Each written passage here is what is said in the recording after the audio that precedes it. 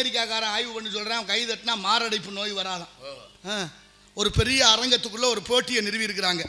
போட்டினா எப்படி? 5 மணி நேரம் தொடர்ச்சியாக யார் கை தட்டுகிறார்களோ அவர்களுக்கு 10 லட்சம் ரூபா பரிசு. 10 லட்சம் கொஞ்சமா? இங்கே குடிச்சு செத்தா 10 லட்சம் கொடுப்பா, அது வேற விஷயம். ஆனால் கை 5 மணி நேரம் தட்டுனா 10 லட்சம். அப்படி அமெரிக்காவில் பெரிய அரங்கத்துக்குள்ள குளிர் ஊட்டப்பட்ட அறைக்குள்ள ஒரு போட்டியை அறிவிச்சாச்சு. போட்டியினுடைய நிபந்தனை என்ன? ஒரு வினாடி கூட நிறுத்தாம கை தட்டிக்கிட்டே இருக்கணும் 5 மணி நேரம். வென்று விட்டால் 10 லட்சம் ரூபா பரிசு. உடனே கூட்டத்தை கூட்டியாச்சு. பரிசு போட்டியில் பங்கு பெற்றவர்கள்லாம் கை தட்டிக்கிட்டே இருக்கிறாங்க. ஒருத்தர் 1 மணி நேரம், 2 மணி நேரம், 3 மணி நேரம், இப்படி கொஞ்சம் கொஞ்சமாக குறைஞ்சிக்கிட்டே வருது. தட்ட முடியலை. கடைசியாக ஒரே ஒரு இடத்துல கை சத்தம் கேட்டுக்கிட்டே இருக்கு. 5 மணி நேரம் முழுமையாக கை தட்டி நிரூபித்து விட்டார்கள்.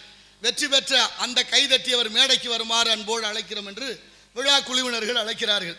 மேடைக்கு கை தட்டினவர் வரணும்னா 2 பேர் எந்திரிச்சு வந்தாங்க. ஒரே ஆச்சரியம், என்னையா கை தட்டினது ஒரு ஆள் தானே, 2 பேர் வர்றீங்க அப்படின்னு பார்த்தா ஒருத்தருக்கு வலது கை இல்லை, ஒருத்தருக்கு இடது கை இல்லை. 2 பேருக்கும் ஒவ்வொரு கை தான் இருந்துச்சு. கை இல்லைங்கிறது பிரச்சனை இல்லை, நம்பிக்கை இருந்துச்சு இல்லை. அதனால ஆளுக்கு ஒரு கையையும் சேர்த்து 2 கையா தட்டுனதுனால பரிசு 10 லட்சத்தை வென்று விட்டார்கள். இங்கே ஒற்றுமை ரொம்ப முக்கியம்.